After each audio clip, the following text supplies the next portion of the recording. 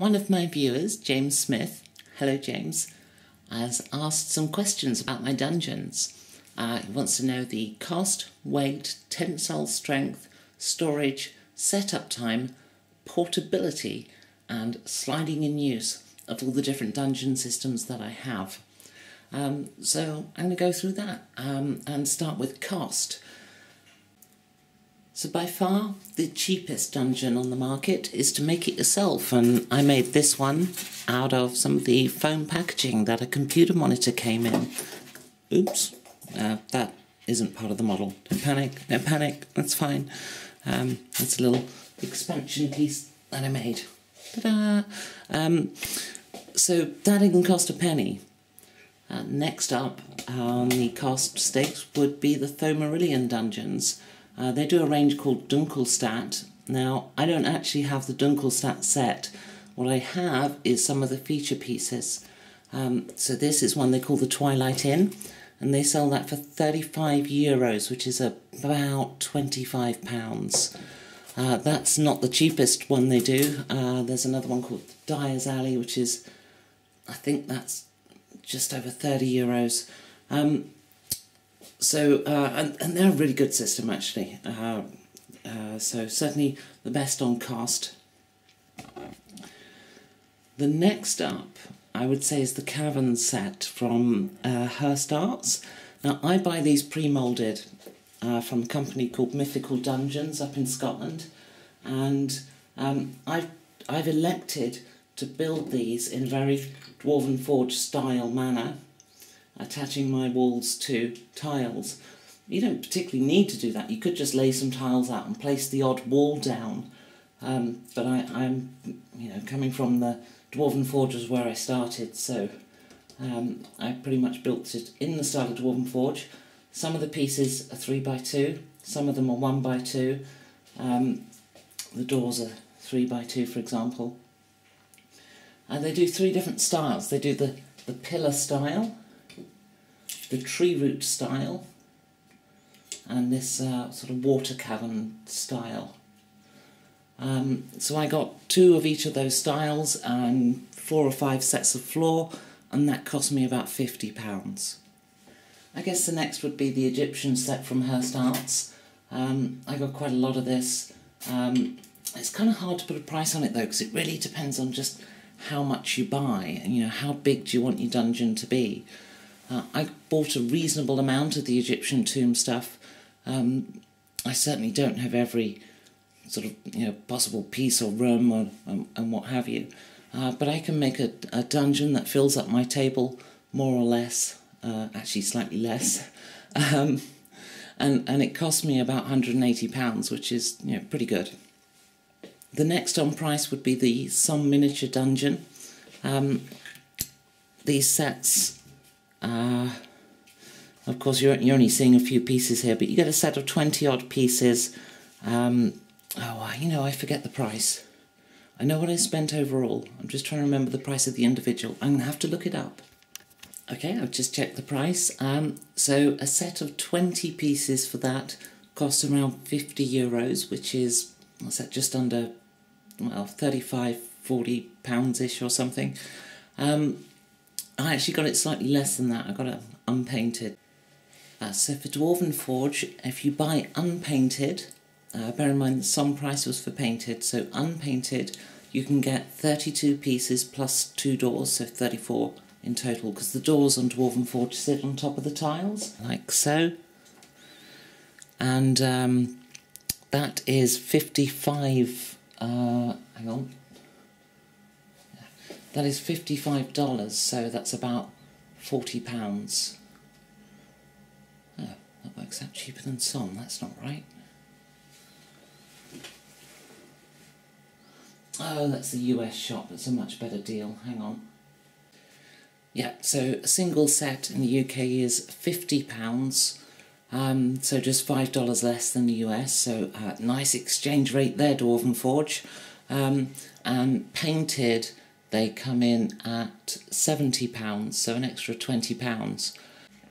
So the next question was weight, and again, homemade is the winner, because, it's styrofoam.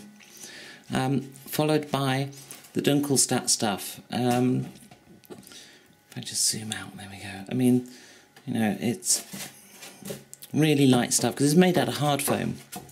Next up would be the Somme miniatures and the Dwarven Forge. They're made of resin.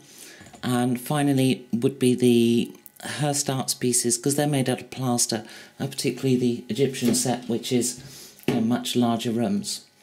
Then we've got Tensile Strength. Well, the resin wins here, so it's reverse order. It's between Somme miniatures and Dwarven Forge. To be honest, they're both incredibly strong.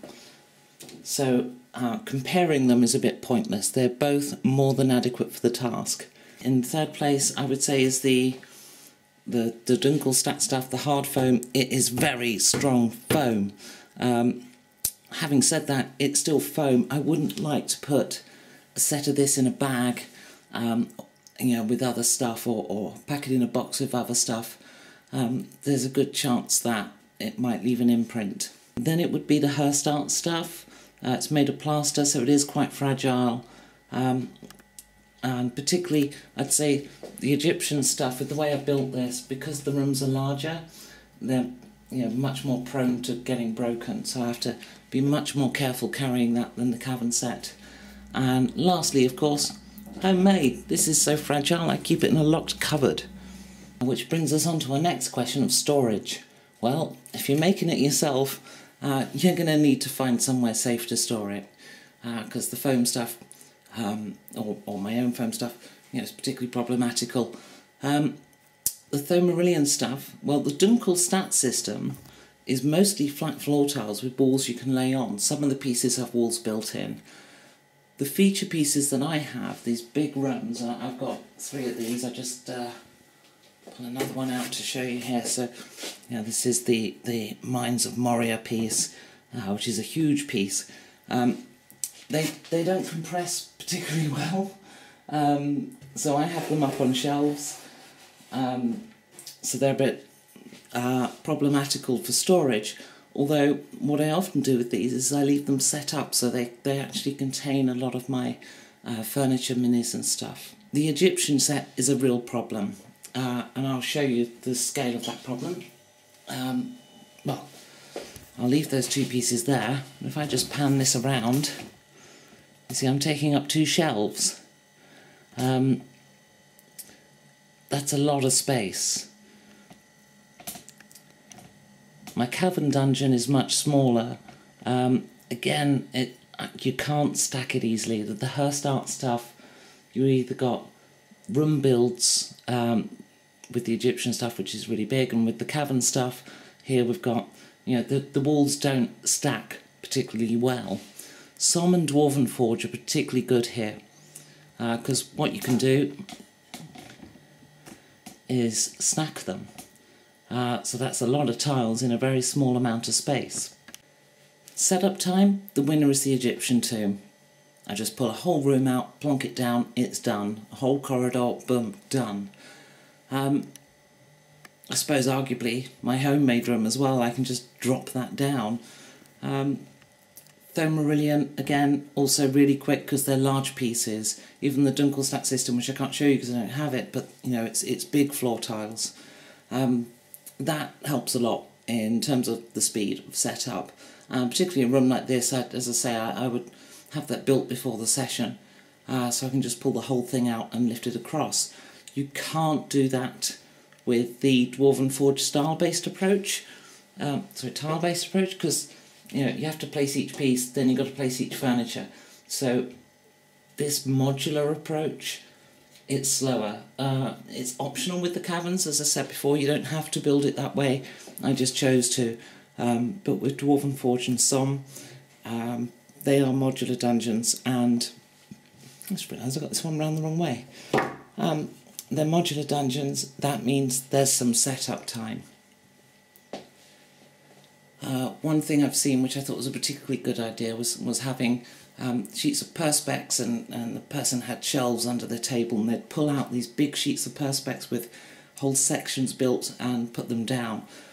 Another thing people do is to lay out the whole dungeon and cover it with napkins or cloths or whatever, and then reveal them during game. I've not tried that myself. I'm fairly certain it will just knock stuff over inside. I don't think it takes that long. I mean, it depends what style of game you're playing as well. Do you lay out the whole dungeon? Do you even need to? Do you just lay out the encounter rooms? That's the first question. You know, is it a hack and slash? Because I do the occasional one-day hack and slash game, old school style. I lay out a dungeon, the players go through it, then they start levelling up whilst I build the next level. Or if it's a campaign game or something more involved, then yeah, you're probably just going to lay out either your encounters, or you're going to take a 5-10 minute break while the DM sets up a level. Portability. Well, I have a rule that my dungeons don't travel. That's particularly true of homemade dungeons and the Hearst art stuff. That would just fall to pieces.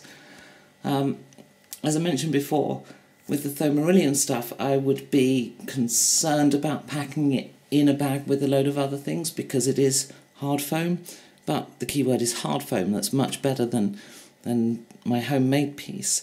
I don't think I would have a problem going to take this somewhere, having a bag of all my stuff in and then just carrying this because it's one big piece. Or having a separate bag for Dunkelstadt, for example. But obviously the most portable are the modular dungeons which have, which are strong, so not the Hearst arts, but the Somme miniature and the Dwarven Forge. They're obviously fairly easy to transport, so it just comes down to weight. They are reasonably heavy if you're carrying a lot of sets. But if you're just laying out encounter rooms rather than entire dungeons, then you only need to take a couple of sets with you anyway.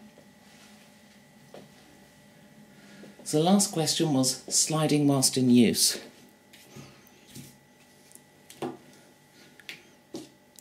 To be honest, the modular stuff, I've used the Dwarven Forge quite a few times now, and what tends to happen is occasionally something might get knocked, but I mean, I play on a glass table and it doesn't really slide. I've got to put a little bit of force into that to make that move. It's not that it's rigid and locked in place, it's just I've not experienced it as a big problem. If somebody was to knock the table when I've got 7 or 8 sets out, then yeah, sure, a few walls are going to be slightly apart. I need a quick tidy, but it's relatively easy to do that for the most part. It's the accessories and the furniture pieces which take the longest to reset, not so much the walls, because you just scrunch them together and job done, they're straight again. That's true of the way I've done my cavern set too. The Egyptian stuff, this doesn't particularly move. It's quite heavy. It doesn't particularly move around. I've not actually used this in a game yet, but it is extremely light, and I could see that, if someone knocked the table, the whole thing's going to move. The Dunkelstadt, I can move it. I've got to put a bit of force behind it, but that's harder to move than a single Dwarven Forge tile. So I've used it a couple of times. That particular piece, it's not had a problem. That Moria piece, which is massive, I haven't used that in a game yet, but I mean, that ain't going nowhere, because that's a big old piece. Just one final point on strength. I would be dubious transporting this. It's a 2-part piece. I mean, it feels strong enough, but I wouldn't want to put that in a bag or something, or in a box and have that bashing around. I'd be worried it would break. Also, the Somme doors, I think they're quite sturdy, but again, I'd be worried about these getting unfolded and then some weight being applied there and either bending or breaking it. So again, in transit, I would want to be really careful with that, make sure it's quite secured in place. The Dwarven Forge doors, not so much. They're I think, less likely to be an issue, but one of the problems they have is as the doors open, they vary, on a lot of them they actually rub across the floor, and this rubs the paint off, which is, it's just, well, it's a bad fit really. Some of them are better than others. It just seems to vary from door to door. Whereas I've got 3 some barn doors, and I don't have that. This is the worst one, and it's not particularly a problem. But it's definitely a problem on a number of my Dwarven Forge doors, and some, well, even this one started to wear, and some of the others are far worse. So yeah, that's it. That's the summary of the different types of dungeon. Thank you for asking the question, James.